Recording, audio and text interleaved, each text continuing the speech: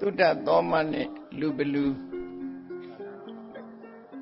ပောရိတာရဆိုတဲ့ပါဠိစကားလုံးရဲ့အဓိပ္ပာယ်ပုရိသအတ္တပောရိသအတ္တလူသားစားတာလူစင်စစ်ကနေလူသားစားတဲ့ဘလူးမို့လူဘလူးလို့ပြောတာပောရိတာရဆိုတာကြားဖို့ရလိမ့်မယ်ပောရိသအတ္တပောရိတာအတ္တပောရိသဆိုတာပုရိသဆိုတဲ့စကားလုံးကလာတာလူသားကိုစားတဲ့လူဘလူးသုဒ္ဓသောမဆိုတာတော့ထိုလိုကျမ်းမ်းရက်ဆက်တဲ့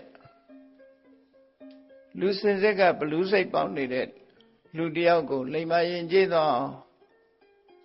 ဖြားယောင်သွေးဆောင်နားချပြီးဆွဆုံးမနိုင်တဲ့ဘုရားလောင်းဘယင်ပဲဖြစ်တယ်ပေါ့လောကမှာဆုံးမတယ်ဆိုတာဟာရင်ကျေးကျေးနဲ့ရိုင်းဆိုင်သွားတဲ့ပုဂ္ဂိုလ်ရင်ကျေးသွားအောင်ဆုံးမတဲ့နေရာမှာအနုနီးအကျဉ်းနီးအနုအကျဉ်းနှမျိုးရောပြန်ပြီးတော့ဆုံးမတာထိုဆုံးမခြင်းရဲ့စွမ်းရည်တတ္တိဟာအပြစ်ဒဏ်ခတ်ခြင်းနဲ့ပို့ပြီးတော့အောင်မြင်မှုရှိတယ်လို့သူဆိုဒီသုတ်တံကိုနာယူပြီးတဲ့အခါမှာဒီဇာတကဒေသနာကိုနာယူပြီးတဲ့အခါမှာမြတ်စွာဘုရားရဲ့အနုတသနိပါဠိဟာရိယဆုံးမခြင်းရဲ့စွမ်းရည်တတ္တိဟာဘလောက်အရေးပါတယ်ဆိုတာသဘောပေါက်ကြမှာပဲဖြစ်တယ်လောကရိုင်းပြတဲ့ပုဂ္ဂိုလ်ကိုဆုံးမကြတဲ့အခါမှာဒုဒ္ဓလက်နဲ့တွေကင်ပြီးတော့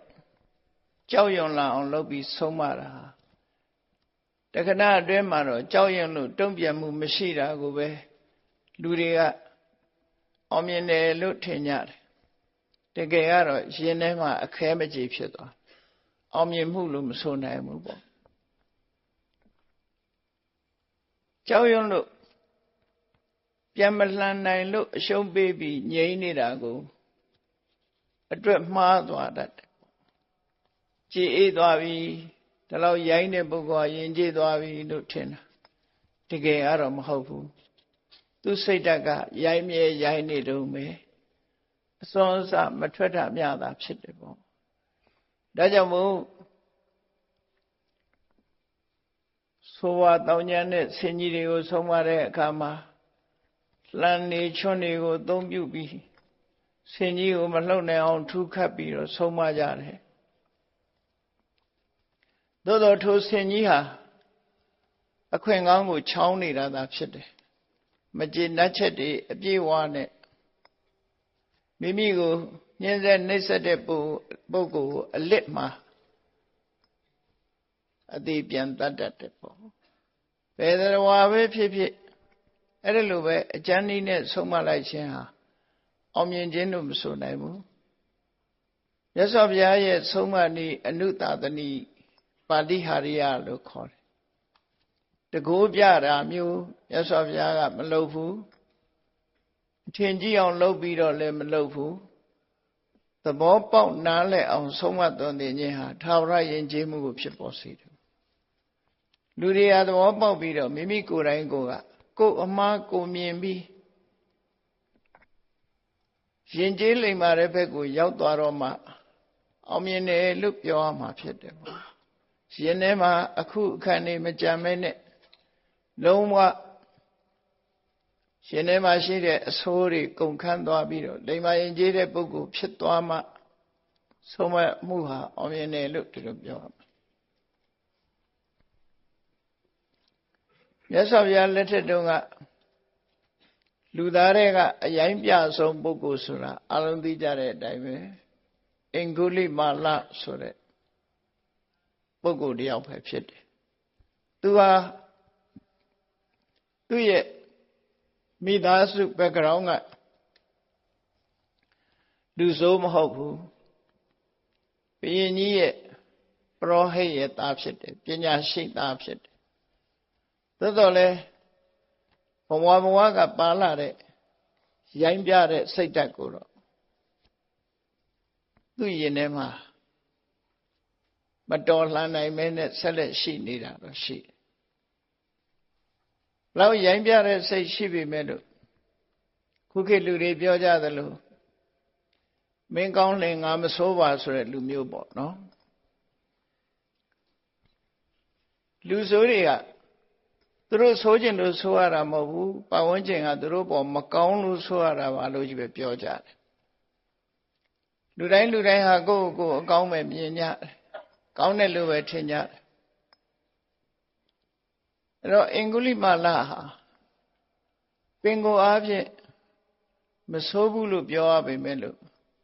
အတွင်းစရိုက်ကြမ်းတာတော့မှန်တယ်။အတွင်းစရိုက်ကြမ်းတဲ့အပေါ်မှာပြင်ဘက်ကအကြောင်းတစ်ခုနဲ့ပေါင်းစပ်လိုက်တဲ့အခါမှာထိတ်မရလောက်အောင်ကြမ်းသွားတဲ့လူချမ်းကြီးဖြစ်သွားတယ်။မြတ်စွာဘုရားနဲ့တွေ့တဲ့အခါကျတော့မှလိမ္မာရင်ကြည်အောင်ဆုံးမလိုက်နိုင်တယ်။အဲလိုဆုံးမလိုက်လို့လိမ္မာရင်ကြည်သွားတဲ့အခါမှာသူ့ရဲ့လောက်ရတဲ့ဟာအလွန်ကိုမြင်ကွင်းမလှအောင်လူတွေကိုနှိပ်စက်ညှဉ်းပန်းတပ်ဖြတ်ခဲ့တဲ့အလုပ်ဆိုတော့ယဟန်ဘဝရောက်လာတဲ့အခါမှာမြတ်စွာဘုရားရဲ့သင်ကြားမှုနဲ့ကမ္မထံဘာဝနာအားထုတ်ပြီးဆိုတဲ့အခါမှာသူရက်ဆက်ခဲ့တဲ့မြင်ကွင်းတွေဟာအရှိုး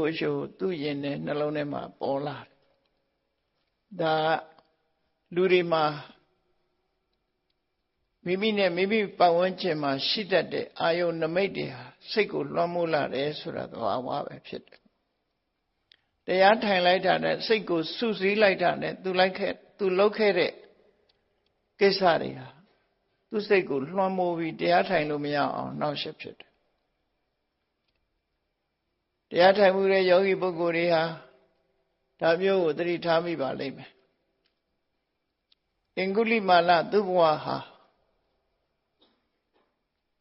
ကျောင်းနေတဲ့အရွယ်ကစပြီးတော့ရိုင်းပြလာခဲ့တဲ့ဘဝမျိုးဖြတ်တန်းလာတဲ့အခါမှာစိတ်ကိုချုပ်တီးပြီးတရားထိုင်လိုက်တာနဲ့အဲ့ဒီအလုပ်တွေပဲသူကောင်းတဲ့ပေါ်လာလို့တရားထိုင်လို့မရဘူးနောက်ပိုင်းကျမှသူစိတ်ထဲမှာအကျဉ်းတရားတွေပေါ်လာလို့မိမဖွားနိုင်တဲ့အမျိုးသမီးတူပေါ်မှာအကျဉ်းစိတ်တွေပေါ်လာရကနေပြီးတော့မြတ်စွာဘုရားသင်ကြားပေးတဲ့သစ္စာစကားနဲ့ယောဂဝေဒနာတွေပြောက်အောင်ကူညီလိုက်ရကစပြီးသူ့ဘဝဟာအစဉ်ပြေတဲ့အနေအထားမျိုးရောက်လို့စိတ်ချမ်းသာမှုအတန်ရလာတယ်အဲ့ဒီတရားသည်ပင်သူ့အဖို့မှာမြတ်စွာဘုရားဟောလိုက်တာယတောဟံပဂိနိအရိယာယဇာတိယဇာတောနာဘိဇာနာမိသင်္စိစ္ဆပါဏံဇီဝိတာဝရောပိတာသူပြောတဲ့စကားကသူ့လောက်ရနဲ့ဘလောက်ဆန့်ကျင်နေတယ်ဆိုတာစဉ်းစားကြည့်နော်သူအရိယာဇတ်မြင့်မြတ်သောဘဝရောက်လာတဲ့အချိန်ကပထမအချိန်တုန်းကတော့သူမွေးဖွားလာတဲ့အချိန်ကစပြီးတူတယောက်ကိုသေစေလိုတဲ့စိတ်နဲ့တပ်ဖြတ်ခဲ့တယ်ဆိုတာသူမမှတ်မိပါဘူးလို့ပြောတဲ့စကားသို့သောတတ်လိုက်တာမှနဲတာမဟုတ်ဘူးလူတွေထောင်ချီတတ်တာအဲ့ဒီမှာမြတ်စွာဘုရားကယတောပဂိနိဇာတိယမြတ်စွာဘုရားရည်ညွှန်းတာကအရိယာဇယဟန်မြတ်ဖြစ်မွေးဖွားလာတဲ့အချိန်ကမတတ်ဘူးလို့စပြီးမတတ်တော့ဘူးလို့ဆိုလိုတာသို့သောသူစိတ်မတတ်တဲ့အခါမှာသူဟာလူတွေတတ်လာတဲ့ပုဂ္ဂိုလ်တယောက်ဖြစ်သည့်အတွက်ကြောင့်စိတ်မတတ်လို့စကလုံးတစ်လုံးကိုထပ်ထည့်ပေးတဲ့မြတ်စွာဘုရားယတောဟပဂိနိအရိယာယဇာတိယဆိုယဟန်ဘဝဆိုတာမြင့်မြတ်တဲ့ဘဝမျိုးရောက်တာကိုအရိယာဇာတိအရိယာဇမြင့်မြတ်တဲ့ယဟန်ဘဝရောက်တဲ့အချိန်ကစပြီးနာဘိဇာနာမိသင်္စိစ္ဆပါဏံဇီဝိတဝရောပိတာသက်ရှိတတ္တဝါတဦးတယောက်ကိုသေစေလိုတဲ့စိတ်နဲ့တတ်ခဲ့တာ မမှတ်မိပါဘူးဆိုတာဘယ်တော့မှသူမတတ်ပါဘူးလို့သစ္စာဆိုတဲ့သဘောပဲအဲ့ဒီမှာမြတ်စွာဘုရားကယဟန်ဘဝသို့ရောက်လာတဲ့အချိန်ကစပြီးတော့မတတ်တာသေချာတယ်ဒီတဲ့ဟိုဘက်ကိုမကြည့်နဲ့တော့ယဟန်ဖြစ်လာတဲ့ဒီဘက်ကိုကြည့်လိုက်တဲ့အခါမှာသူ့စိတ်ဟာငြိမ်းချမ်းမှုတန်ရလာတရားထုတ်လိုက်ပြီဆိုတဲ့အခါမှာရှေ့ပိုင်းကမိုက်ကန်းခဲ့တဲ့အနေထားတွေကိုအကုန်မေ့ပြလိုက်ပြီးတော့ရဟန်းဖြစ်တဲ့အချိန်ကစပြီးဖြူစင်မြင့်မြတ်လာတဲ့ရှင်းသုံးလာတဲ့ကိုချင်းသီလကိုပဲအာယုံပြုခိုင်းလိုက်တဲ့အခါမှာတရားဥတရားမြတ်ရသွားတာဖြစ်တယ်ပေါ့ဒါဟာမိမဖွားနိုင်တဲ့အမျိုးသမီးတယောက်ကိုသစ္စာပြုပြီးတော့အလွယ်တကူမီးဖွားစေတဲ့အင်္ဂုလိမာလာပြိဋ္ဌဖြစ်တယ်လို့သူ့အတွက်လည်းပဲကမ္မထာအာယုံရစေနိုင်တဲ့ကမ္မထာအထုတ်နည်းလေးတစ်ခုပဲပေးတာပဲဖြစ်တယ်။ဟောနည်းလမ်းလေးတစ်ခုပေးလိုက်တာလူတယောက်ဟာကိုလုပ်ခဲ့တဲ့အမှားတွေကိုယ့်ရင်နဲ့နှလုံးထဲမှာလာရောက်ပြီးလွှမ်းမိုးနေလို့ရှိရင်ဒါတွေကိုမေ့ထားလိုက်ပြီးတော့မေ့ဖို့ကြိုးစားထားလိုက်ပြီးတော့အခုလောလောဆယ်စင်ကြဲနေတဲ့အနေအထားတစ်ခုကိုကြည့်ပြီးတရားထုတ်ရမယ်လို့သူတို့ဆိုလို့တယ်ပေါ့။ဒါကြောင့်မို့တရားမထုတ်ခင်သီလဆောက်တည်လိုက်တယ်။ဆောက်တည်လိုက်တဲ့အချိန်ကစပြီးတော့၅ပါးသီလလုံခြုံသွားတယ်။ဆရာသီလတွေလုံခြုံသွားတယ်။သို့မဟုတ်လို့ရှိရင်ကိုယ့်ကိုဘယ်တော့မှဖြင့်လိမ်ပြောမိတယ်ဘယ်တော့မှမလုံးမိတယ်ဆိုတာတွေရှောက်တွေးရင်ကနေပြီးတော့အာယုန်နမိတ်တွေကထွေပြားပြီးတမာရီမရနိုင်ပဲဖြစ်တတ်တယ်ပေါ့ကမ္မထမ်းထိုင်တဲ့အခါဒါကြောင့်မို့ဘောင်ခတ်ပြီးတော့ကန့်တတ်လိုက်တာအဲ့ဒါဤစနစ်တစ်ခုပဲဤစနစ်တစ်ခုပဲအမှန်လုပ်ခဲ့တဲ့အရာတွေကိုပြန်တွေးမနေနဲ့အခုအချိန်မှာကိုဟာကိုချင်းသီလပြေဝတဲ့ပုဂ္ဂိုလ်အဖြစ်ရောက်နေပြီဆိုတာလေးကိုပဲအာယုံပြုပြီးတော့တရားထုတ်ဖို့နိလန်ပေးတဲ့သဘောပဲနော်အဲလိုပေးလိုက်ခြင်းအပြင်စိတ်တည်ငြိမ်မှုကိုရရှိသွားနိုင်တယ်စိတ်တည်ငြိမ်မှုရလိုက်တာနဲ့တပြိုင်နက်အသိဉာဏ်ဖွံ့ဖြိုးတိုးတက်လာပြီးတော့လိုအပ်တဲ့အဆင့်ဆက်ဝိပဿနာဉာဏ်လေးတက်ပြီးတော့ဓမ္မတဖို့ရရှိသွားနိုင်တယ်လို့အဲ့ဒီရှင်အင်္ဂုလိမာလလိုကျမ်းတမ်းတဲ့ပုဂ္ဂိုလ်ကိုမြတ်စွာဘုရားဟာလေပါရင်ကျေးတော်အောင်ဆုံးမတာအဲ့ဒီဆုံးမမှုကိုယဟန်တော်တွေဟာတန်အံ့တော်အံ့ဩစရာကောင်းတယ်ဒုဒ္ဓမကင်ပဲဓံပေးတာမလုပ်ဖဲထောင်သွင်းအကျဉ်းချဖန်ဆီးထားတာမလုပ်ဖဲလိမ္မာရင်ကျေးသွားတာထာဝရရင်ကျေးသူဖြစ်အောင်မြတ်စွာဘုရားဆုံးမပါပေတယ်လို့ဒီချီးမွမ်းစကားနဲ့ပတ်သက်လာပြီးတဲ့အခါမှာဒီသုတ္တသောမဇတ်ဆိုတာဖြစ်ပေါ်လာခဲ့တာဖြစ်တယ်ပေါ့မြတ်စွာဘုရား950ဇတ်တွေထဲမှာ939ဇတ်မြောက်မှာမဟာသုတ္တသောမဇတ်ဆိုပြီးတော့ပါတယ်ဒီဇတ်ထဲမှာမှတ်သားဝင်ရာတွေများစွာရှိလို့ဘောဓုတ္တအနေနဲ့မိမိတို့ဘဝမှာဂိုင်လိုင်းအဖြစ်မှတ်ယူထားပြီးလိုက်နာကျင့်သုံးမွေတွေရှောင်ကျင်မွေတွေရှောင်ကျင်မွေတွေကိုရှောင်ကျင်လို့လိုက်နာကျင့်သုံးမွေတွေကိုလိုက်နာကျင့်သုံးကြရမှာဖြစ်တယ်။မဟာသုတ္တသောမဇာနကဟာအတိတိနိပါဒလို့ဆိုတဲ့ဂါထာတွေနဲ့ကန့်သက်ပြီးတော့ပြောထားတဲ့ဂါထာ80ပါတဲ့ဇတ်တွေကိုစုထားလို့အတိတိနိပါဒလို့ခေါ်တယ်။သို့တော့အဲ့ဒီနိပါဒထဲမှာပါတော်လည်းပဲဒီမဟာသုတ္တသောမဇာမှာဂါထာ80တယ်မကဘူးဂါထာပေါင်း124ဂါထာရှိတယ်ပေါ့ပြောရမယ်ဇတ်တုတ်တစ်ခုကိုကြပြပေါင်းကြပြပုတ်ပေါင်း124ပုံနဲ့ဟောထားတယ်လို့သူတို့ဆိုလို့နော်ညမစာပေထဲမှာဥပုံညပြဇတ်တုရေဒီပြဇတ်တုဆိုတာလည်းဒီထဲလာတဲ့950ဇတ်တွေကနေပြီးတော့ထုံနှုတ်ပြီးတော့ပြော အဲ့ဒီမဟာသုဒ္ဓသောမသောဇတ်ကိုဒီကနေ့သုဒ္ဓသောမနဲ့လူဘလူဆိုပြီးတော့မှတ်သားနာယူကြည့်ကြရအောင်လောကမှာတတိထားเสียလူတယောက်ဟာဇယိုက်ကျမ်းတာကိုမပြင်ခဲ့ဘူးဆိုလို့ရှိရင်ဘဝတိုင်းဟာဇယိုက်ကျမ်းလေးရှိတယ်ဆိုတာပဲမိမိကိုယ်တိုင်ကပြင်ဆင်ပေးမှုမရှိဘူးဆိုရင်ဒီဇယိုက်ကျမ်းကြီးဟာအမြဲတမ်းအနုတ္တယတအနေနဲ့ကိန်းဝတ်ပြီးတော့ဘယ်ဘဝရောက်ဇယိုက်ကျမ်းတဲ့အလေးထားရှိတယ်ဒါလည်းသတိထားရမှာဖြစ်တယ်ကိုယ့်ရဲ့အနေထားဇယိုက်ကျမ်းနေပြီဆိုလို့ရှိရင်ကျမ်းတဲ့ဇယိုက်ကိုမိမိကိုယ်တိုင်ချိုးနှိမ်ပြင်ဆင်ပြီးတော့တိမ်မွေးနူးညံ့တဲ့ဇယိုက်ကောင်းတွေကိုပြောင်းလဲကျင့်သုံးကြရမှာဖြစ်တယ်ပေါ့ကဲအဲဒီတော့ဒီဇလန်းကနည်းနည်းရှည်ပါတယ်ရှည်ပေမဲ့လို့မှတ်သားစရာတွေများစွာပါတယ်မြတ်စွာဘုရားကအတိတ်အကြောင်းတွေကိုထုတ်ဖော်ပြီးတော့ဟောကြားလေးရှိတယ်အကြောင်းတိုက်ဆိုင်လာတဲ့အခါမှာအတိတ်အကြောင်းတွေကိုထုတ်ဖော်ဟောတာသာတကဒေသနာလို့ခေါ်တယ်သုဒ္ဓသောမဇတ်နဲ့လူဘလူတို့ရဲ့ဘဝစတင်လာပုံက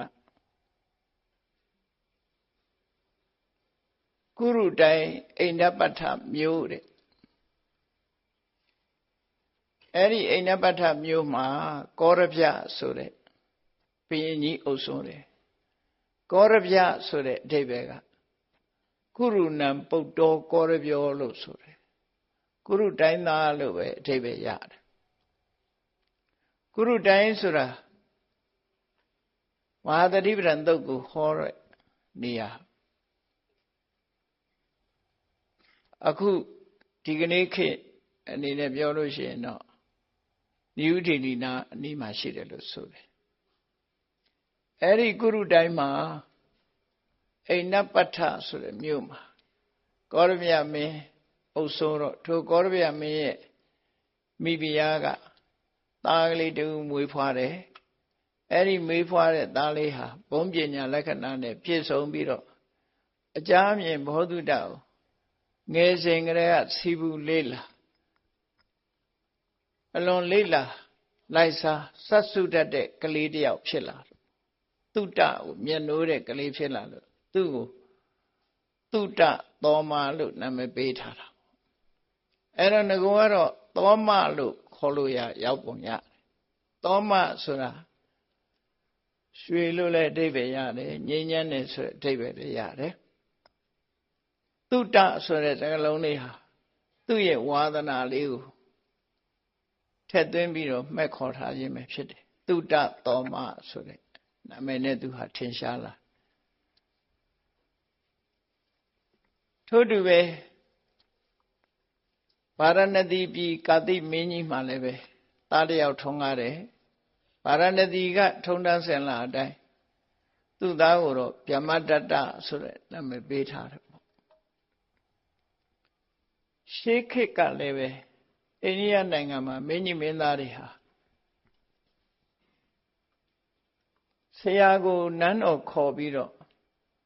ကျူရှင်ဆရာနဲ့သင်တာမဟုတ်ဘူးတက္ကသိုလ်လွတ်တယ်နော်ဘာကြောင့်လို့ဆိုရင်အမျိုးကိုအုပ်ချုပ်မဲ့ပုဂ္ဂိုလ်တွေဟာနန်းတွင်းမှာတင်ကြီးပြင်းနေလို့မဖြစ်ဘူးနိဘဝအတွေ့အကြုံတွေစုံဖို့ဆိုပြီးတော့ငွေကြေးဒဏပေးပြီးတော့ဝေးလံတဲ့တက္ကသိုလ်ဆိုတဲ့နေရာကကနေခဲမှာဆိုရင်တော့ပါကစ္စတန်နိုင်ငံထဲမှာရှိတယ်လို့ဆိုတယ်အဲ့ဒီတက္ကသီလာဆိုတဲ့မြို့ဒိတာပမောက္ခလို့ခေါ်တယ်အတတ်ပညာမျိုးစုံကိုသင်တဲ့ဆရာကြီးထံဘုရင်သားတော်တွေပညာတော်လွတ်လိုက်တယ်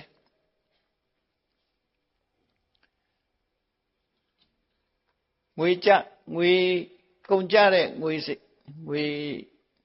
အလုံးဆရာကအတွက် ကုန်ကြမဲ့ငွေတွေကိုတခါတည်းပေးလိုက်ပြီးတော့ပတ်စံပေးပြီးတော့သင်တာပဲအဲ့တော့ရှေးခေတ်ကစာသင်တာ2မျိုးရှိတယ်တဲ့ပတ်စံပေးသင်ရတာ1မျိုးပတ်စံမပေးနိုင်တဲ့ပုဂ္ဂိုလ်ကြတော့ဆရာကိုဝေယဝိဆလုပ်ပြီးတော့သင်အဲ့ဒါကြငွေကြေးပေးစရာမလိုဘူးဆရာရဲ့ဝေယဝိဆကိုတစ်ဖက်ကလုပ်တယ်လုပ်ဆရာရှိတာတွေလုပ်ပြီးတော့သင်တယ်တပည့်ခံပြီးတော့သင်တယ်ငွေကြေးပေးတဲ့ပုဂ္ဂိုလ်ကြတော့ဝေယဝိဆသိလုပ်ဆရာမလိုဆရာကိုငွေကြေးတနပေးပြီးတော့သူကတက္ကသိုလ်သွားပြီးတော့ပညာသင်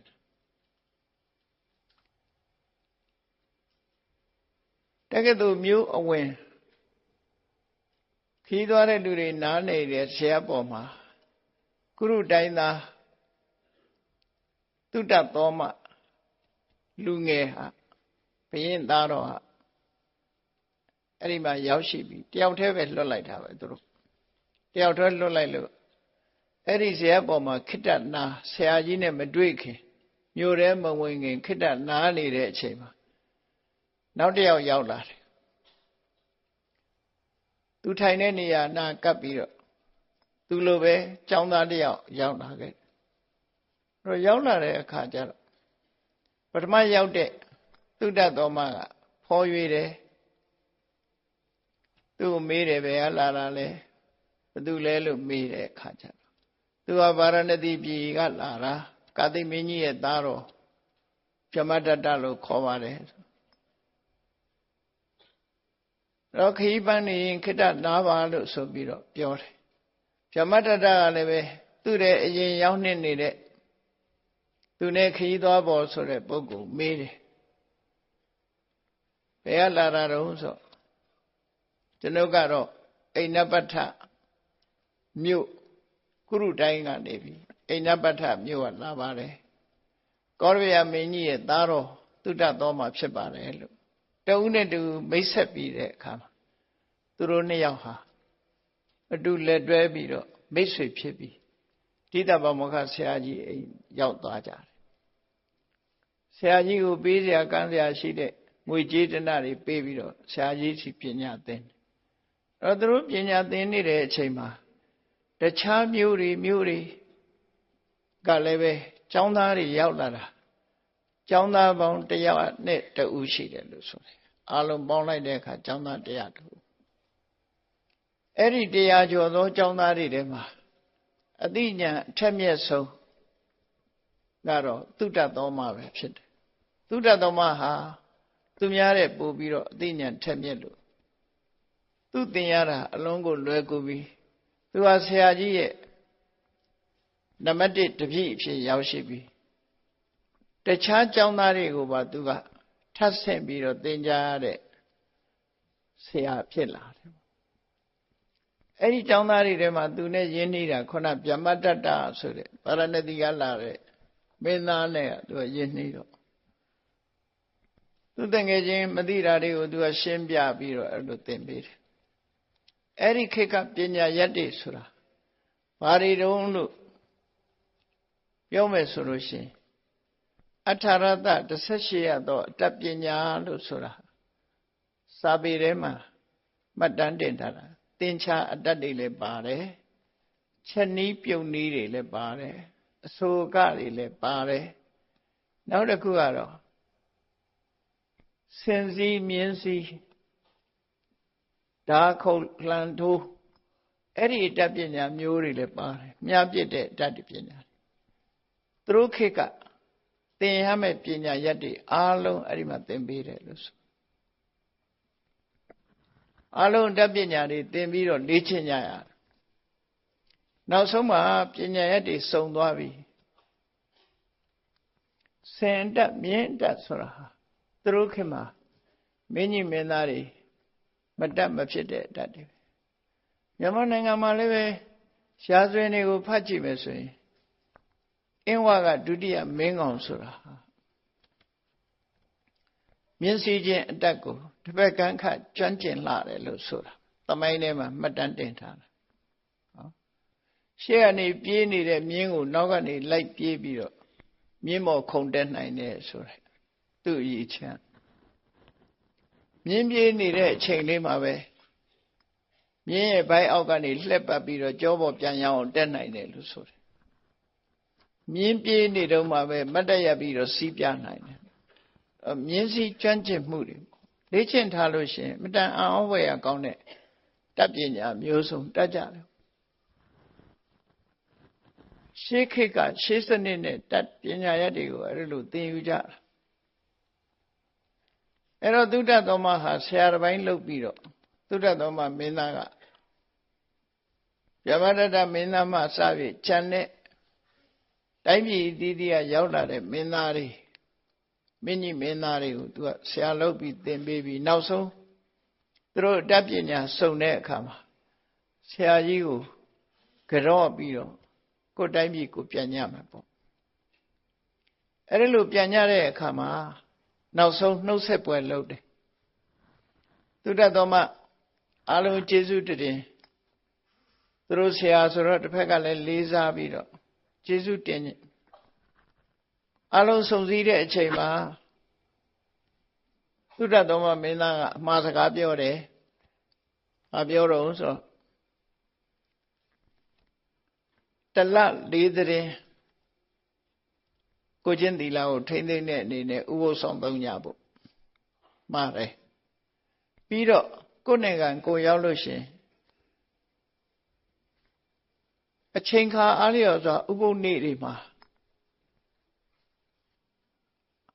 အသားငါမပေါ်ရဆိုတဲ့အမိန့်ကိုထုတ်ပြန်ကြဖို့ကိုယ်နိုင်ငံကိုရောက်လို့ရှင်နေ့စဉ်မတတ်ရဆိုတဲ့အမိန့်ဟာမဖြစ်နိုင်တာဖြစ်တော်လဲပဲတရက်တလေတရားရဲ့အသက်ဘေးမဲ့ပေးတဲ့အနေနဲ့ဥပုသ်နေ့ဆိုလို့ရှိရင်မာဂါဒသမယတဲ့ဒီကနေ့သားငါမပေါ်ရဆိုတဲ့နေ့ကိုသတ်မှတ်ပြီးတော့လောက်ကြပါလို့သူကကြံပေးဆုံးမအားလုံးကလည်းလက်ခံတယ်လောက်ပါမယ်လို့လက်ခံအဲ့ဒီမဲ့သူကနည်းနည်းရဲကလာတဲ့တဲ့သူနဲ့လည်းပထမဆုံးလဲတွေ့တယ်ဇရိတ်ကျမ်းပုံရတဲ့ဗာရဏသီကပြမထက်ဆိုတဲ့မင်းသားကိုကြည့်ပြီးတော့အနာဂတ်သူ့ရဲ့နှစ်ဖူးရည်ဒူးရည်ကနေဆက်စဉ်းစားလိုက်တော့ဒီလူကတော့ဒီမင်းသားကတော့တကြည့်လိုက်ရင်လူတွေဒုက္ခပေးမဲ့လူပဲဇရိတ်အမတမကျမ်းတယ်ဆိုတာကိုသူကအကဲခတ်မိတယ်ကဲခတ်မိလို့အထူးသဖြင့်သူ့ကိုပဲတတိပေးဆုံးမပြီးအာလုံးကိုလန်းကိုနိုင်ငံကိုပြန်ကြတယ်ပေါ့ရှေ့ကပညာတတ်လို့ကိုနိုင်ငံကိုပြန်သွားကြတိုင်းပြည်ရောက်တဲ့အခါကျတော့အသီးသီးပညာရက်တွေပြကြပညာပြတယ်ဆိုတော့သူတို့သင်လာတဲ့တတ်ပညာဆင်စီပြမယ်မြင်းစီပြမယ်ဓာခုတ်လန်ထိုးဆိုတဲ့တတ်တွေပြရတယ်ဒီမန္လာမင်းသားဗန္ဓုလဆိုတာမြတ်စွာဘုရားလက်ထက်ကဒီမြန်မာပြည်ကမဟာဗန္ဓုလပြောတာမဟုတ်ဘူးเนาะနာမည်ကဟိုကဗန္ဓုလနာမည်ကိုယူထားတာအဲ့တော့မန္လာမင်းသားဗန္ဓုလဆိုတာအခုလိုပဲဆရာစီကတတ်ပညာသင်ပြီးတဲ့အခါမှာတိုင်းပြည်ရောက်တဲ့အခါမှာပညာပြရတယ်သူတို့လက်တွေ့သင်တန်းတက်လာတဲ့ထဲမှာလက်တွေ့စွမ်းရည်ပြရတယ်ပေါ့နော်စွမ်းရည်ပြတော့ကသူကဘာစွမ်းရည်ပြတော့ဆိုလို့ရှိရင်ဝါတစည်းတစည်းမှာအလုံး60ဝါစီအဲ့ဒီဝါအစီအလုံး60ပါဝင်တဲ့ဝါစီပေါင်း60ကိုသူ့ဓာတ်နဲ့အကုန်လုံးတိနေနေအောင်ခုတ်ပြမှာတခါတည်းနဲ့ဒါသူပြတဲ့ပညာရပဲအဲ့တော့အဲ့ဒီပညာကိုပြမယ်ဆိုဝါးတွေစီးထားလိုက်အလုံး60တစီးအလုံး60တစီးအစီးပေါင်း60သူဟာပြေးလာပြီးခုံလွှားပြီးတော့အဲ့ဒီဝါးစီး60ကိုတခါတည်းနဲ့ခုတ်ပြအဲ့ဒီလိုပညာပြမယ်ဆိုတဲ့အချိန်မှာသူနဲ့ပြိုင်ဘက်တွေတို့သူမလိုလားတဲ့ပုဂ္ဂိုလ်တွေတို့လူဆိုတာညစ်တဲ့လူကတော့အများအားရှိတာကြည့်ပဲနော်ဟိုခေတ်ကလူကောင်းဒီခေတ်ကလူဆိုဒီလိုကြီးပဲတတ်မှတ်လို့မရဘူးဆိုးတဲ့လူကရှေးခေတ်ကလည်းဆိုးတာပဲအဲ့တော့သူ့ဆွေတွေမျိုးတွေကဘာလုပ်လဲညစ်ပတ်တဲ့စိတ်နဲ့ အဲ့ဒီဝါစီ60ထဲမှာမသိအောင်တန်ကြောင်းတွေထည့်စီထားတန်ကြောင်းတွေထည့်စီသူမသိခင်အဲ့ဒီမှာပညာပြပြီဆိုတော့လာကြည့်တဲ့အခါဝါစီ60ကိုအင်းနဲ့အားနဲ့သူ့ဓာတ်ကလည်းမတန်ထက်တဲ့ဓာတ်နဲ့ခုတ်လိုက်တာတစည်းပြီးတစည်းခုတ်သွားတာအစီး59စီးခုတ်လိုက်တာဘာသာမှမကြောက်အကုန်လုံးပြတ်သွားတာဒါအရှိန်ဓာတ်သွားလည်းမတန်နောက်ဆုံးအစီးကျတော့တန်နဲ့ရိုက်မိတဲ့အတန်လေးထွက်သွားတယ်ဝါးကိုဖြတ်တဲ့အတန်မဟုတ်ဘူးတန်ချင်းထိတဲ့အတန်လေးထွက်သွားတဲ့အခါကျအဲ့ကြတော့သူကသိတယ်ဘာလှုပ်တာလဲပေါ့ဘာလှုပ်တာလဲဆိုတော့ကြည့်လိုက်တဲ့အခါဝါးစီတိုင်းမှာတန်ချောင်းတွေထည့်စီထားသူ့ကိုညစ်ပတ်ကြတာပေါ့နော်အဲ့ဒီမှာသူကစိတ်တွေဒါဆိုးတယ်ကြံတဲ့သူ့အမျိုးတွေအဲ့ဒီလူတွေဒီညစ်ပတ်တဲ့လူတွေပြိုင်ပွဲမှာစီမံတဲ့လူတွေကိုအကုန်လုံးဓာတ်နဲ့ခုတ်မယ်ဆိုပြီးတော့ပြောတော့သူ့မိဘတွေကသူ့ကိုဖျားပြောင်းတယ်မလုံးနဲ့ဒါမျိုးမလုံးရဘူးပေါ့ဆိုပြီးတော့သူကနားချတော့သူဟာစိတ်အတော်ထိခိုက်သွားပြီဓာတ်ကိုပြစ်ချပြီးတော့ငါအမျိုးတွေငါလူမျိုးတွေဟာငါအပေါ်မှာမကောင်းကြဘူးပေါ့တယောက်ကသာလာပြီးတော့ဝါလုံးတိုင်းမှာတန်ချောင်းတွေထည့်ထားတယ်ဆိုတာကိုတိတ်တဆိတ်အတိပေးမယ်ဆိုရင်ဘာသာမှမကြောက်ငါခုတ်ပြမယ်နောက်ဆုံးအစည်းလေးမှာသူအားလေးနည်းနည်းလျှော့လိုက်တဲ့အခါမှာတန်ချင်းထိတဲ့အတန်ပေါ်သွားတယ်ပညာရပြရတယ်ဆိုတာအဲ့ဒီပုံစံမျိုးဆွလို့တယ်ပေါ့နော်သူကသူ့နိုင်ငံမနေတော့ဘဲနဲ့ကောသလမင်းကြီးစီသွားအမှုထမ်းတာလေဗန္ဓုလစစ်သူကြီးဆိုပြီးတော့အဲ့ဒါအကြောင်းပဲသူ့ကိုဝိုင်းညစ်ပတ်တာမခံနိုင်လို့သူ့တိုင်းပြည်သူမနေတော့ဘူးတခြားတိုင်းပြည်သွားပြီးတော့မင်းမှုရန်လုပ်တယ်ခုလည်းပဲသုဒ္ဓသောမတို့ဗြဟ္မတတ္တတို့ဆိုရယ်မင်းသားတွေဥဆောင်ပြီးတော့သူတို့မိဘတွေစီရောက်တဲ့အခါကျတော့သူတို့ပညာတွေအသီးသီးပြတော့မိဘတွေကကျင့်တတ်တာကျင့်တတ်ပြီးသူတို့ယာရုတွေပေးတယ်အလုံးအိမ်ရှိဥပရာဇာယာရုပေးခန့်အပ်အဲ့ဒီမှာအသီးသီးဟာနောက်နှစ်လေးရလာတဲ့အခါမှာကျတော့သူတို့ဟာဘုရင်ဖြစ်လာကြတယ်ပေါ့နော်ဒီလိုပဲတိုက်ပြည်အုပ်ချုပ်တဲ့ဘုရင်တွေဖြစ်လာဘုရင်တွေဖြစ်လာတဲ့အခါကျတော့သုဒ္ဓသောမစီမှာစာလွှာတွေပို့ကြတယ်သူပြောလိုက်တဲ့အတိုင်းမမေ့ပါဘူးဥပုပ်နေ့တွေဥဆောင်ပါတယ်မာခါဒသမယတို့တန်ခါမပေါ်ရနေ့တွေမှာလည်းပဲသူတို့အမိန့်ထုတ်ပြန်ပြီးတော့တားပါတယ်ဆိုတဲ့အကြောင်းတွေသုဒ္ဓသောမစီစာပို့ကြတယ်ဘာကြောင့်လို့ဆိုရင်သူကဆရာတစ်ပိုင်းလောက်လာတာဆိုတော့ကျေးဇူးတင်တဲ့စာတွေနဲ့ပို့ပြီးတော့ကိုယ်တိုင်းပြည်ကိုငြိမ်ငြိမ်ချမ်းချမ်းနဲ့ဒီလိုအုပ်စိုးကြတာ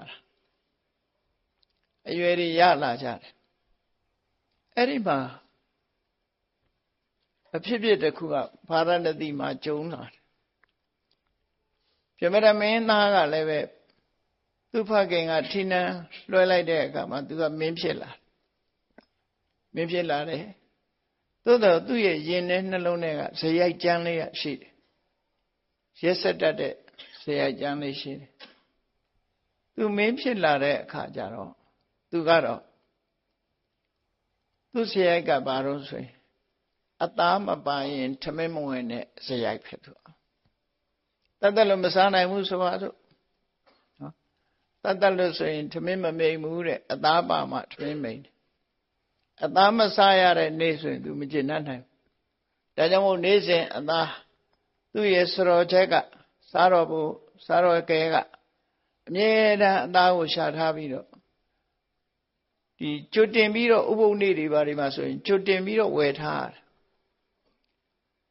ပြီးတော့သူ့အမြဲတမ်းသူပွဲတော်တည်တဲ့အခါမှာအသားဟင်းနဲ့ပဲစားလိမ့်ရှိတယ်ဖြစ်ချင်တော့အဲ့ဒါလိုပဲကြိုတင်ပြီးတော့မှားထားတဲ့အသားချက်မဲ့ပြုတ်မဲ့ဆိုပြီးတော့ခိတ္တခဏထားပြီးစဖိုးတကားကိုမပိတ်မိပဲနဲ့ရှည်သွားချိုးဓမ္မရဲ့စဖိုးစီက အဲ့ဒီထဲမှာဘုရင်အိမ်မှာမွေးထားတဲ့ခွေးတွေကလည်းရှိတယ်တကားတိုးဝင်လာပြီးတော့ဝယ်ထားတဲ့အသားတွေအကုန်လုံးမသွားကြကဲဘုရင်ကြီးအတွက်စားတော့ကဲကချက်မယ်ဆိုပြီးတော့ကြည့်လိုက်တဲ့အခါအသားလုံးဝမရှိတော့ဘလောက်သူ့စိုးရင်စိတ်တွေဖြစ်သွားလဲဆိုရင်အသားမပါပဲနဲ့ပွဲတော့မတီးတဲ့ဘုရင်ကြီးကိုသူအသားမပါတဲ့ဟင်းနဲ့သူမကြိုက်ရဲ့မကြွေးရဘူးကြွေးရင်သူဒုက္ခရောက်မှာဆိုတော့သူသိအဲ့တော့အသားကလည်းပဲဘယ်မှဝယ်မရတော့မာဂါဒသမယမတတ်ရဆိုတာကြတော့ဘယ်သူမှလည်းမတတ်ရဘူးဘယ်သူမှအသားမပေါ်ရဘူးပြစ်ဒဏ်ခတ်ခံတစ်မျိုးလုံးလိုက်လံရှာဖွေတာမရဘူးမရတော့ကြံမိကြံရကြံအသားမပါပဲတော့သူမလုပ်ရဲဘူးသူတက်သေးမှကြောက်တော့မောင်ကြီးပြိုးတဲ့အချိန်လေးမှာသုတ်တံမဲ့ထွက်သွားလိုက်တယ်သုတ်တံနဲ့ရောက်တဲ့အခါကျတော့လောလောဆယ်အဆီးရင်းနဲ့သေးလာတဲ့လူတစ်ယောက်လာချသွားသူရဲ့တန်ရဲ့နဲ့အဆီးရင်းနဲ့သေးလာတဲ့လူတစ်ယောက်ဟန်ကြပြီလူကလည်းဝေါဝဆိုအဲ့ဒီမှာပေါင်သားတွေကိုလှီးပြီးတဲ့အခါမှာခြေနှောင်းနဲ့အပြည့်ထက်လာပြီးဟိုရောက်တဲ့အခါကျတော့ခါတိုင်းချက်တယ်လို့ပဲချက်တာလူသားကိုစားပြီးတော့ချက်တာအဲ့ဒီအဖြစ်ပြက်ကဒါလူလောကမှာဒီလိုကဖြစ်တတ်တယ်လေဗမာပြည်မှာတော့ရင်တော့ကြားသေးတာပဲလေအိုးကြီးချက်တွေပါဒီမှာ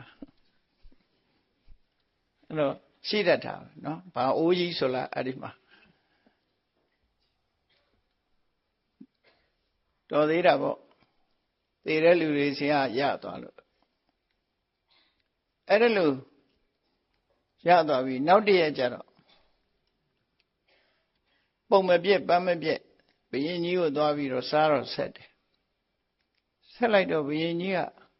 အဲ့ဒီအသားရှာပေါ်တင်လိုက်ကြရတာခရိုင်းအသားမဟုတ်ဘူးဆိုတော့သိသွားချက်ချင်းဘာကြောင့်သိတာတော့ဆိုသူကပြီးခဲ့တဲ့ဘဝတုန်းကဘလူးဖြစ်ခဲ့တာဒီအသားကိုကြိုက်တယ်ဒီအနံ့လေးနဲ့ဒီအသားကိုတားကြိုက်တာမစားဘူးသေးတော့သူကောင်းမှမသိသေးဘူးအဲ့ဒီနေရှာပေါ်တင်လိုက်တာနဲ့အကြောတွေကိုစိမ့်သွားလောက်အောင်ကောင်းတော့ကောင်းတဲ့အခါကျတော့ဘုရင်ဆိုတာဟန်လောက်တတ်တယ်မသိလေသိကြအောင်ဆောင်ပြီးတော့လောက်တတ်လေရှိတယ်သူတို့တင်တဲ့ထဲမှာကိုပါဝင်ရတယ်ဟန်ဆောင်ရတဲ့အတတ်ပြအဲ့ဒီမှာသူကဖြတ်ခနဲ့ဆိုပြီးတော့ထွေးထုတ်လိုက်တဲ့အခါကျတော့စဖို့စားတော်ကမျက်လုံးပြူသွားတယ်ရှင်မင်းကြီးအန္တရာယ်မရှိပါဘူးဒီသားပြောတဲ့အခါအန္တရာယ်မရှိပါဘူးဒီကောင်ခါတိုင်းရတာနဲ့မတူဘူးမင်းဟာခါတိုင်းလိုပဲချက်ပါတယ်ခါတိုင်းသားပါပဲလို့ဆိုဘုရင်ကြီးကမကျေနပ်ဘူးဒီတိုင်းပြောရင်တော့ဒီကောင်ငါအမှန်တိုင်းပြောမှာမဟုတ်ဘူးမှန်တိုင်းပြောမှာမဟုတ်ဘူးဆိုပြီးတော့ဘုရင်ကြီးကမင်းမှန်တာကိုပြောအရင်အသားမဟုတ်ဘူးဆိုတာငါသိတယ်ငါ့ကိုလိမ့်မှုမကြိုးစားနဲ့ဆိုတဲ့အခါကျတော့ကြောက်သွားတယ်ဘုရင်ကသိနေပြီဆိုကြောက်သွားတော့တူတူလေးပြောပြရစေဆိုပြီးပြောတော့သူ့ရဲ့အဖြစ်အပျက်ကိုပြောတာဝယ်ထားတဲ့အသားခွေစားသွားတယ်အဲဒါကြောင့်မို့လို့သုတ်တန်သွားပြီးတော့လူသားကိုသူချက်ရပါတယ်ပေါ့အပြစ်ပေးရင်လည်းခံရပါမယ်ဆိုဘုရင်ကြီးကဒီသားမှငါကြိုက်တာဒီသားမှငါကြိုက်တာအဲ့တော့မင်းတိတ်နေဒီစကားကိုမကြဲပြန့်စေနဲ့နေ့တိုင်းဒီသားမျိုးပဲချက်ဆိုတော့မျက်လုံးပြူးသွားတယ်စားတော့ခဲ့ရှင်မင်းကြီးဘယ်ရနိုင်မှာမရုံးလူသားဆိုတာနေ့တိုင်းမခဲရင်မဟုတ်ငါရနိုင်တဲ့နီလန်းပြောပါမယ်ထောင်ထဲမှာပြည့်နေထောင်ထဲကတနေ့တယောက်ဆွဲထုတ်ပြီးတော့ထောင်ထဲကလူသားတွေချက်ခိုင်းတာစဉ်းစားတာကြည့်တော့နော်အဲ့ဒါလို့ဘုရင်ကြီးနဲ့သူနဲ့နှစ်ယောက်တည်းသိပါစေဘယ်သူမှမသိစေနဲ့ဆိုတိတ်တဆိတ်အဲ့ဒါလို့ လက်ဝါးရိုက်ပြီးတော့စားတာထောင်ထဲကလူတွေကုံသွားပြီရှင်မင်းကြီးထောင်ထဲကလူကုံသွားပြီမရှိတော့ဘူးချုပ်ထဲမှာအဲ့ဒါဆိုရင်အပြစ်ရှာမြို့ထဲမှာငွေ1000တို့ချလမ်းမှာကောက်တဲ့လူဖမ်းပြီးတော့အဲ့ဒီလူတတ်နောက်ကြတော့လူတွေကကြောက်လန့်ပြီးတော့ဘယ်သူမှအဲ့ဒီငွေ1000တို့မကောက်ရဲတော့အဲ့တော့အခက်ခဲကြုံလာတဲ့အခါကျတော့ရှင်မင်းကြီးထောင်ထဲကလူလည်းမရှိဘူးကုံသွားပြီပြင်မဲ့ကလူတွေလည်းကြောက်လန့်ပြီးတော့ဘယ်သူမှငွေ1000တို့မကောက်ရဲဘူးဘယ်လိုလုံးဝမလုံးဆိုတော့လွယ်ပါတယ်ညနေဝင်ရိုးကြီးမှာတကားပိတ်ဖို့လို့မနဲ့တကားဖွင့်ဖို့လို့ဆိုတဲ့နေဝင်ရိုးကြီးတကားပိတ်ဖို့စီတီးတယ်ရှေ့ကနော်စီတီးလိုက်တဲ့အခါမှာမြို့တကားပိတ်ရတယ်အဲ့ဒီအချိန်မှာလူတွေဟာအပြေးလွှာသွားကြလာကြရွှဲရွှဲခတ်ကိုယ်အလုပ်ကိုသိမ့်ပြီးတော့ကိုယ့်ရင်ကိုယ်သွားကြရတဲ့အခါမှာဘယ်သူမှခေမဆိုင်ရဲ့နိုင်မှုပေါ့အဲ့ဒီအချိန်လေးမှာမှောင်ရိပ်ခိုပြီးတော့ဖမ်းနေပြီးပါဇက်ပိတ်ပြီးအဲ့ဒီအသားကိုလှီးယူသွားအဲ့တော့လှီးယူသွားတာတနေ့လည်းမဟုတ်ဘူးနေတိုင်းလှီးသွားတဲ့အခါကျတော့လူတွေကအိုးကြက်ဖြစ်လာတယ်ဟာဘယ်သူဖြစ်ပျောက်သွားပြန်ပြီငါအမေပျောက်သွားတယ်ငါအဖေပျောက်သွားတယ်ငါမောင်ငါနှမစသဖြင့်လူတွေဟာပျောက်သွားတဲ့အခါကျတော့သို့လို့ဖြစ်လာတယ်မြို့ထဲများကြားဝင်ဆွဲသလားဘာကြောင့်လူတွေပျောက်သွားမှမသိဘူးနောက်ပိုင်းရောက်တဲ့အခါမှာလမ်းဘေးမှာလူတွေသေးနေတာတွေ့တယ်အဲ့တော့ဧကန်ဒိဋ္ဌလူသေးတာလဲရိုးမသေးဘူးပေါင်သားတွေပျောက်နေတယ်ရင်အုပ်သားတွေပျောက်သွားတယ်လူသေးကောင်တွေ့လိုက်ရင်လည်းပဲ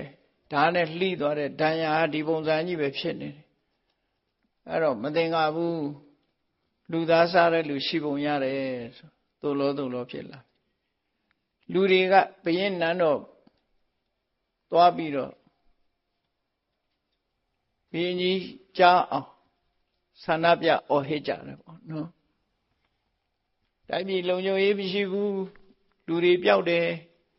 အသက်ခံရတဲ့လူတွေတွေ့နေရပြီ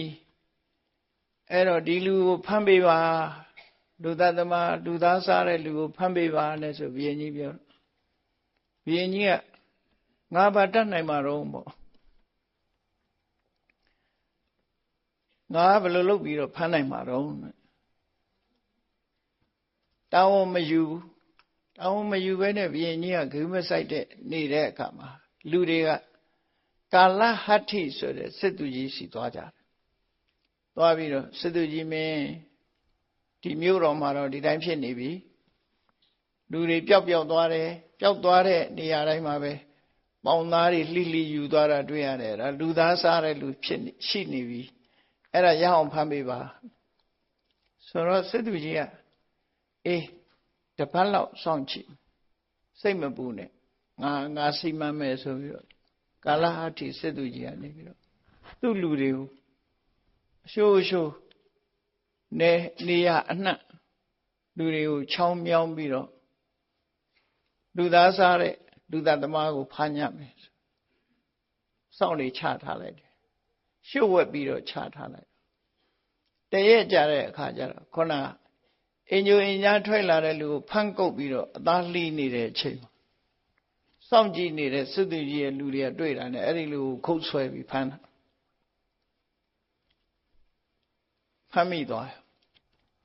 ဖမ်းမိသွားတော့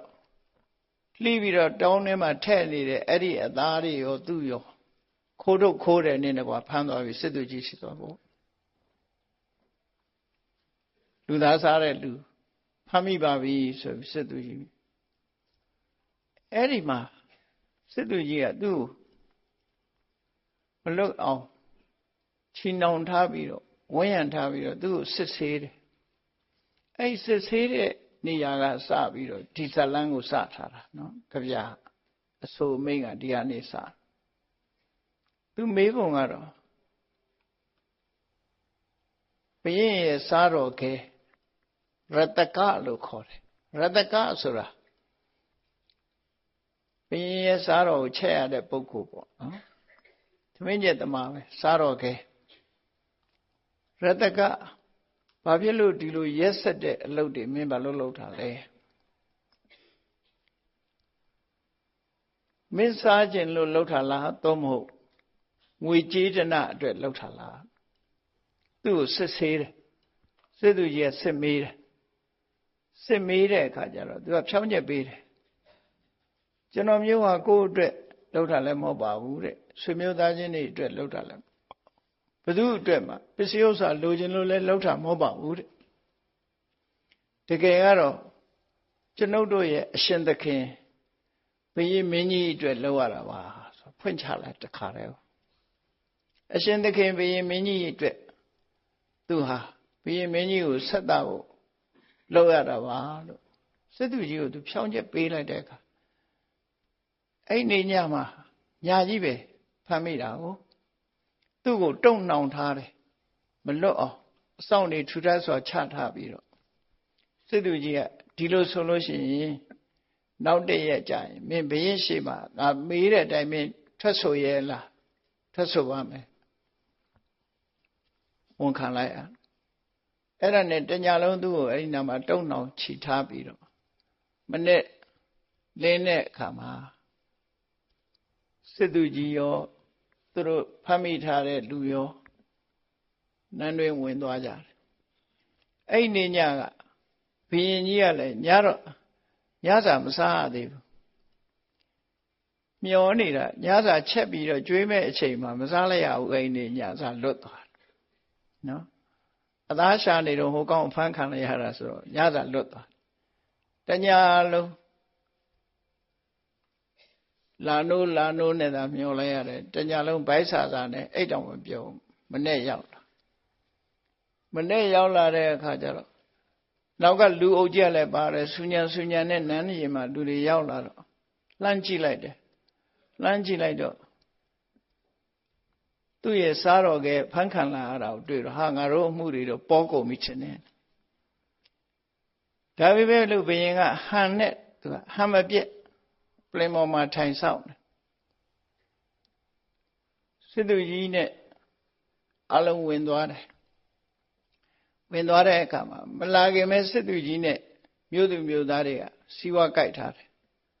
ဘုရင်ကြီးကညင်းရင်ဘယ်လိုလုပ်မလဲဝန်မခံရင်ရောဘယ်လိုလုပ်မလဲအဲ့ဒါတခုခုသူတို့ဘုရင်ကြီးကညင်းဆိုလာတဲ့အခါမှာမြို့သူမြို့သားတွေအားလုံးကစစ်သူကြီးဘက်ကယက်တိဖို့မြို့ကိုစစ်သူကြီးကအဆောင်နေထူထပ်စွာချထားခဲ့ပြီးအကုန်သူ့လူတွေနဲ့အကုန်လုံးစောင့်ထူထပ်စွာချထားခဲ့ကျွတ်တင်စီမံထားပြီးတော့ဘုရင်ကြီးစီတက်သွားကြဟိုရောက်တဲ့အခါကျတော့မေးတယ်စားတော်ကမင်းဘာဖြစ်လို့ဒီလိုရက်ဆက်ကြမ်းတမ်းတဲ့အလုပ်တွေကိုလုပ်ပြီးတော့လူတွေကိုလိုက်သားရတယ်လဲဆိုဘုရင်မင်းကြီးအတွက်သားရတာပါလို့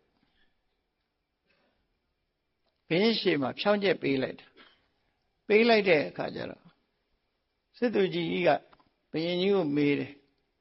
အရှင်မင်းကြီး तू ကဒီလိုဖြောင်းချက်ပေးနေပြီရှင်မင်းကြီးကခိုင်းနေဆိုတာဟုတ်သလားအေးဟုတ်တယ်လေတဲ့ငါခိုင်းတာမင်းတို့ကဘာလို့ဖမ်းရတာတော့ငါခိုင်းထားတဲ့လူကိုမင်းတို့ကဘာဖြစ်လို့ဖမ်းရငါခိုင်းထားတာဆိုတော့စစ်သူကြီးကဒီဘုရင်ဟာသူကိုယ်တိုင်မဟုတ်တာလုပ်ပြီးတော့မဟုတ်တာသူ့ဘက်ဆက်ကနေထုတ်ပြီးတော့ပြောရဲတယ်အတော်ရက်ဆက်တယ်စစ်သူကြီးကလူသားတွေကိုရဲဆက်တတ်တယ်ဆိုပြီးစစ်သူကြီးကဘုရင်ကိုနားချမယ်ပေါ့ဘုရင်ကိုနားချမယ်ရှင်မင်းကြီးလူသားဆိုတာမစားတတ်ဘူးဇတ်တုသားဖြစ်တယ်မြတ်စွာဘုရားကလည်းပဲယဟန်တော်တွေကိုအသားကြီး10မျိုးဆိုပြီးတော့မစားရတဲ့အသားတွေသတ်မှတ်ထားတာရှိတယ်ဒါလည်းသူအကြောင်းနဲ့သူပဲလူသားကိုဘာကြောင့်မစားရတော့ယ ယဟန်နေကလူသားစားမိလို့ရှိရင်ထုံလွစင်းအာဘတဲ့ဘာကြောင့်လူသားမစားရဘူးလို့ပြညတ်ခဲ့တာတုံးဆိုတော့လေတကယ်လူသားစားမိတဲ့ကိုယ်တော်တစ်ပါးကိုအကြောင်းပြုပြီးတော့ပြညတ်တာအဲ့ဒါတော့တုတ်ပိယဆိုတဲ့အမျိုးသမီးဟာတိတ်တရာတရားကောင်းတယ်ဝိသခါတို့ရဲ့တငယ်ချင်းခုနလိုပဲတန်ခါမပေါ်ရနေ့နဲ့ကြုံပြီးတော့လာတဲ့အခါမှာမကြမ်းမမာဖြစ်နေတဲ့ကိုယ်တော်တစ်ပါးအတွက်စွတ်ပြုတ်လို့ဖို့ရအသားရှာတာမရဘူးအဲ့ဒီစွတ်ပြုတ်ဖို့ရအသားရှာတာမတွေ့တဲ့အခါကျတော့နောက်ဆုံးမှဘယ်လိုမှဝယ်မရတော့အေးငါပို့မယ်လို့ဝန်ခံထားခဲ့တာအသားကလည်းဝယ်မရဘူးဒီကိုယ်တော်ကတော့မျောနေတော့မှာပဲယောဂလည်းတိုးသွားနိုင်တယ်ပေါ့ဆိုပြီးတော့သူ့ဟာသူအိတ်ခမ်းနဲ့ဝင်နေပြီးတော့တမြောင်နဲ့သူ့ပေါင်သားကိုလှီးပြီးတော့အဲ့ဒါကိုစွပ်ပြုတ်လုပ်ပြီးတော့ပို့ခိုင်းလိုက်တယ်အဲ့ဒီဇာလံဖြစ်ခဲ့ဘူးတဲ့ပေါ့အဲ့ဒါကြောင့်မြတ်စွာဘုရားလူသားမစားရဘူးလို့ယဟန်တွေကိုစတင်ပြညတ်တာမအပ်တဲ့အသားတွေတည်းမယ်လူသားအပြင်မှာစင်သားတဲ့မြင်းသားတဲ့ဘာကြောင့်မစားရတော့ဆိုရင်စင်နေမြင်းတွေကိုဘုရင်ကတန်မိုးထားတယ်စင်သားမြင်းသားစားလို့ရှိရင်စင်ကိုတတ်တယ်မြင်းကိုတတ်တယ်ဆိုပြီးဘုရင်တွေကအရေးယူတတ်တယ်စေရေးစေရမှာအသုံးပြုတာဖြစ်သောကြောင့်စင်မြင်းကိုတန်မိုးထားတဲ့ခေတ်မှာစင်သားမြင်းသားမစားရဘူးယဟန်တွေကိုမစားရဘူးလို့မြတ်စွာဘုရားပြညတ်တယ်ရာဇောမှုဖြစ်နိုင်တယ်အဲဒါကြောင့်စင်သားမြင်းသားမစားရဘူးနောက်ပြီးတော့ချင်းသေးတို့ကျက်သေးတို့ကြားတို့ဆိုတဲ့ဝုံတို့ဆိုတဲ့အသားတွေလည်းမစားရဘူးဘာကြောင့်မစားရတော့ဆိုလို့ရှိရင်ယဟန်တွေကတောထဲမှာနေတယ်ချင်းသေးသားတို့ကြားသားတို့ဘာလို့စားပြီးတော့တောထဲမှာနေမယ်ဆိုရင်သူတို့ကအနံ့ရလို့ရှိရင်လိုက်တယ်ဒုက္ခပေးတယ်တခါမွေသားလည်းမစားရဘူးမွေသားစားလို့ရှိရင်လည်းမွေတွေကလိုက်တယ်နော်အနှံ့ခံကောင်းတဲ့ဒိဋ္ဌံတွေကသူတို့သားစားတဲ့လူဆိုရင်သူတို့မုန်းတာပေါ့နော်အဲ့ဒီလိုဒုက္ခရောက်နိုင်တာဖြစ်သောကြောင့်မြတ်စွာဘုရားအဲ့ဒီအသားတွေကိုမစားရဘူးလို့ပြညတ်တယ်အောင်းသားဆိုတာအောင်းသားဆိုတဲ့ဟာနဲ့ပတ်သက်ပြီးတော့မြန်မာပြည်မှာအောင်းဘယ်ဟာလဲလို့ဆိုတာကိုမသိမကွဲကြဘူးနော်အောင်းသားဆိုပြီးတော့ခေါ်တာအင်္ဂလိပ်အဘိဓာန်နဲ့တိုက်ကြည့်လိုက်တဲ့အခါမှာအောင်းလို့ဘာသာပြန်တာတရိစ္ဆာအစ္ဆတရိစ္ဆာသူကရမဟိန္ဒဆိုတဲ့ပေကြီးထဲမှာပါတယ်နော်တရိစ္ဆာကိုအောင်းလို့ခေါ်တယ်အဲ့ဒီတရိစ္ဆာကိုအင်္ဂလိပ်လိုပြန်တဲ့အခါကျတော့ဟာယိနလို့ပြန်တယ်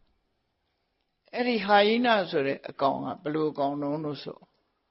မြေခွေးလိုဝန်းပလွေလိုကောင်မြေခွေးတဲ့ကြီးတယ်ဝန်းပလွေလောက်လဲမချီဘူးအဲ့ဒီကြားထဲမှာခါလေးကုန်းကုန်းနဲ့သူ့အော်ဒါကလူကြီးသလိုအတန်မျိုးနဲ့အုပ်စုလိုက်နေတတ်တယ်ဒီပါဇက်ကကြိုက်လို့ရှိရင်မသက်တာဘူးသူကချင်းသေးတွေဘာတွေတောင်သူတို့ကအုပ်စုလိုက်နေတော့ဒုက္ခပေးခြင်းတယ်အဲ့ဒီအကောင်ဟာယိနလို့ခေါ်တဲ့သရဝါကိုပဲအောင်းလို့ဒီလိုယူရမှာဖြစ်တယ်သို့တော်လည်းတချို့ကအောင်းသားဆိုတာတိဘက်နွားတို့ဘာလို့ပြောလဲနွားသားကတော့စားလို့ရမှာပေါ့နော်အဲ့တော့သူဟာချင်းသေးတို့ကြားတို့လို့တကိုင်းနဲ့ပဲအသားစားတဲ့သရဝါသူကလည်းအနံ့ရလို့ရှိရင်လူကိုဒုက္ခပေးတတ်တယ်ဒါကြောင့်အောင်းသားကိုလည်းမစားရဘူးလို့ဆိုအောင်းဆိုတာဟာယိနလို့ခေါ်တဲ့သရဝါတစ်မျိုးပဲလို့နော်သရဝါတစ်မျိုးအဲ့ဒီကောင်မျိုးပဲခေါ်တယ်အသားစားတဲ့သရဝါပဲ